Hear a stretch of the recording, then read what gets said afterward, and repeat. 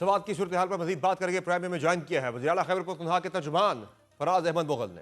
बहुत शुक्रिया फराज अहमद मुगल साहब, आपने प्रोग्राम में ज्वाइन किया। ये बताएगा कि सवात में बड़ा नुकसान हो गया, जाहिर है इस पर अवाम तो बड़े मुश्तिल हैं। आज भी सिविल सोसाइटी की जानिब से सवात में एहतजाजी मुजाहरा किया गया हुकूमत की मुबैना गफलत के खिलाफ।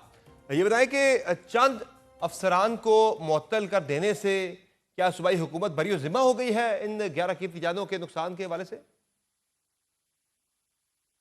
जी, अभी तक ये 6 अफराद हमने मुअत्तल किए हैं और मज़ीद जो अफसरान हैं जिन्होंने गफलत बरती है उनको भी मुअत्तल करेंगे। देखा जाए तो हर तरफ एक ही बात आ रही है कि रेस्क्यू की टीमें नहीं पहुंची, इंतज़ामिया नहीं पहुंची। ये सरासर एक गलत बात है। चूँकि देखा जाए तो जब ये सुबह वाक़या पेश आया गुज़श्ता रोज़, तो उसी टाइम पे रेस्क्यू ने रिस्पॉन्ड किया और रेस्क्यू की टीम सबसे पहले वहाँ पर पहुँची। और जब ये सैलाबी रेला जब आया तो तकरीबन 100 से 150 लोगों को रेस्क्यू ने बचाया। ये सिर्फ 17 लोग इस रेले में नहीं फंसे थे, इसमें 100 से 150 लोग फंसे थे और रेस्क्यू की टीमें मुख्तलिफ जगहों पे काम कर रही थी। जब इस जगह का कॉल मौसूल हुई रेस्क्यू 1122 को, तो उन्होंने फौरी तौर पर रिस्पांस किया। रेस्क्यू की सबसे पहली एम्बुलेंस पहुंची और 4 एहलकार पहुंचे। जब उन्होंने वहां की सिचुएशन देखी तो फिल फोर अपने उनके पास वसाइल ही नहीं थे कि वहां से लोगों को रेस्क्यू कर सकते। उनके पास तो दस्तयाब वसाइल थे ही नहीं। नहीं, देखें, दस्तयाब वसाइल थे क्योंकि हर डिस्ट्रिक्ट के अंदर रेस्क्यू 1122 की पूरी मशीनरी मौजूद होती है। वो मशीनरी जो कि सैलाब से निमटने के लिए काम करती है। जब ये सैलाबी रेला आया तो पानी का बहाव इतना ज़्यादा था कि वो ऑपरेशन नहीं शुरू कर सकते थे। जब पानी का बहाव बढ़ता गया और इतना बढ़ गया क्योंकि ये जो सवात का रिवर है ये मशहूर है कि जब भी इसमें सैलाब आता है तो बड़े बड़े पत्थर और दरख्त आते हैं, और क्योंकि रस्सियों के थ्रू और जो कि जाल के थ्रू बंदों को बचाया जा सकता था वो नहीं ऑपरेशन कर सके। बेशक कि वहाँ की हमारी जो रेस्क्यू की जिम्मेदारी थी वो सही अदा नहीं की गई, जिसकी बिना के ऊपर हमने वहाँ के डिस्ट्रिक्ट इमरजेंसी ऑफिसर जो थे उसे भी मुअत्तल किया। 9:30 के ऊपर ये जो सियात थे ये होटल के अंदर दाखिल हुए, वहाँ की सीसीटीवी मौजूद है और 9:36 के ऊपर गालिबन ये रिवर के अंदर उतरे। और जब रिवर के अंदर उतरे तो सैलाब फ़ौरन आ गया वहाँ पर।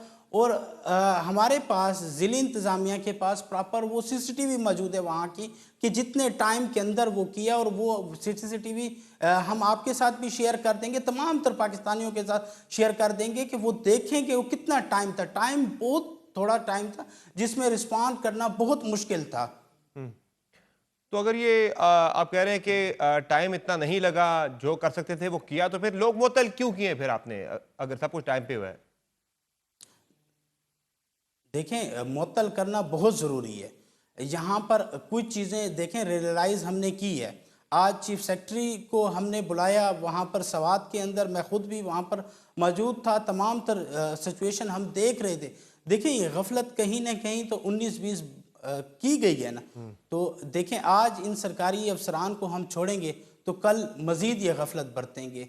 तो आज हमने ये एक्शन लेने का हमने मकसद हमारा ये था कि कल को कोई और गलती ना करे। और ये सिर्फ सस्पेंड नहीं हुए अफसरान, ये इनके ऊपर इंक्वायरी प्रॉपर होगी और ये पाकिस्तान की तारीख में लिखा जाएगा कि ये जो सानिया सवात है और इसमें जो अफसरान थे जिनकी जी जी जी जी जो जितने भी इस सानिया में मुलव्वस थे अफराद जो कि सरकारी अफसरान की नाअहली थी, उनको कैफरे किरदार तक पहुंचाया जाएगा। ये नहीं है कि सिर्फ इनको मुअत्तल कर दिया और छोड़ तो दिया। ये बताएं कि क्या पीडीएम की जानिब से कोई हेलीकॉप्टर के लिए रिक्वेस्ट की गई थी सूबाई हुकूमत से या इंतजामिया से, या अपर लेवल पे कोई रब्ता किया गया कि हेलीकॉप्टर भेजा जाए, रेस्क्यू नहीं कर सकते, हमारे पास वसाइल नहीं है?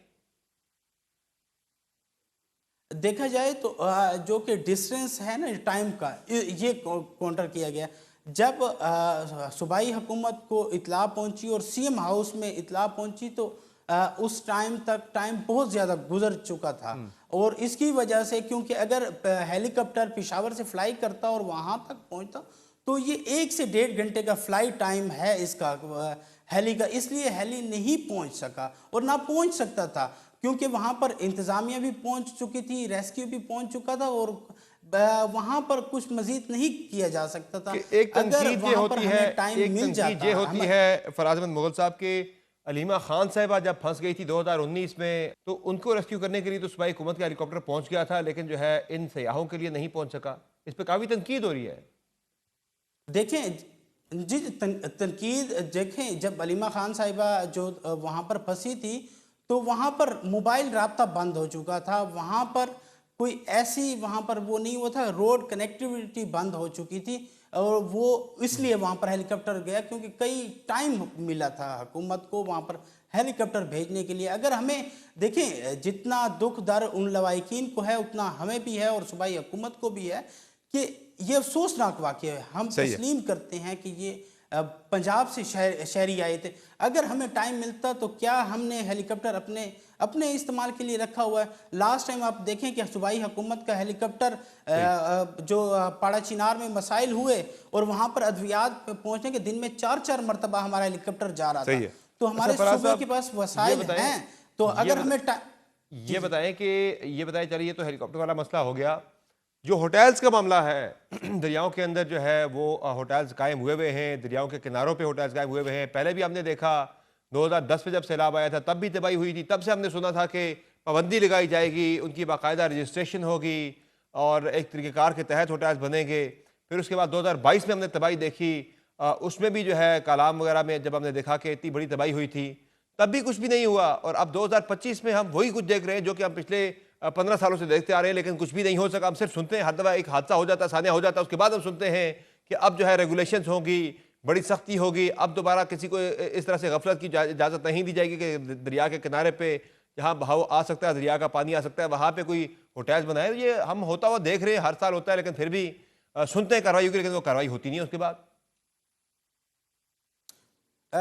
देखा जाए तो 2 दिनों से मैं वहाँ पर सवात में था और फर्दर वज़ीर आला साहब को हम आगाह कर रहे थे कि क्या सिचुएशन है। हमने वज़ीर आला साहब को बताया जो गैर कानूनी होटल्स बने हुए हैं यहाँ पर, तो वज़ीर आला साहब ने अहकामात जारी कर दिए थे कल ही की शाम को, और तमाम तर होटल जो गैर कानूनी वहाँ पर हैं उनको सील कर दिया गया। और आप सुबह अपनी टीम को ज़रूर भिजवाइएगा, सवात रिवर के जितने भी हैं या खैबर पख्तूनख्वा के जितने भी सियाती मकाम जहाँ पर गैर कानूनी तौर पर तामीरातें हुई हैं उन सबको गिराया जाएगा और ग्राइंड ऑपरेशन हम कर रहे हैं। उसके अलावा साथ साथ यहाँ पर लोग गिला कर रहे थे कि माइनिंग हो रही है, यहाँ पर जो कंक्रीट है वो बड़ी तादाद में उठाई जाती है और फ्लड का ये जिम्मेदार। तो हमने यहाँ पर वज़ीर आला साहब ने वाज़े तौर पर तमाम तर इंतज़ामिया को अहकामात जारी कर दिए हैं कि यहाँ पर अगर लीगल माइनिंग हो रही है या इनलीगल माइनिंग हो रही है अब इसके बाद नहीं होगी। अगर किसी ने माइनिंग की और उसकी मशीन पकड़ी गई, पुलिस पकड़ेगी, तो अब वज़ीर आला साहब ने कहा कि मशीन के ऊपर FIR नहीं होगी। हम उस मशीन को, उस जो काम करने वाली मशीन जो है उसके ऊपर FIR नहीं देंगे, उसको हम जब्त करेंगे और नीलाम करेंगे। तो अब किसी किस्म की गुंजाइश नहीं बचती है। और आप अपनी टीम को सुबह ज़रूर भिजवाइएगा जो कि सुबह हम सवात में करने जा रहे हैं। ठीक है, बहुत शुक्रिया फराज अहमद मुगल साहब, आपने ज्वाइन किया प्रोग्राम में।